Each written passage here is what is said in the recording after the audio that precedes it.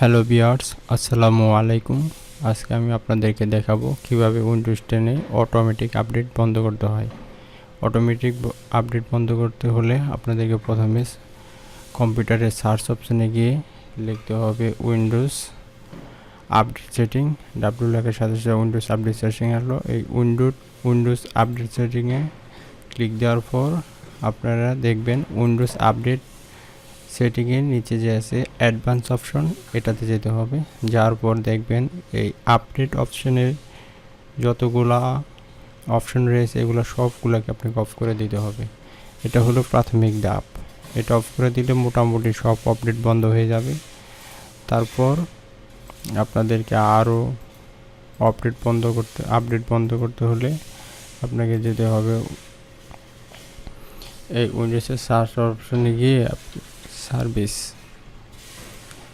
Service যাওয়ার পর আপনারা এই অপশনগুলোর মধ্যে দেখবেন উইন্ডোজ আপডেট সেটিং রয়েছে। এই যে এটাতে আপনাকে ডাবল ক্লিক দিতে হবে।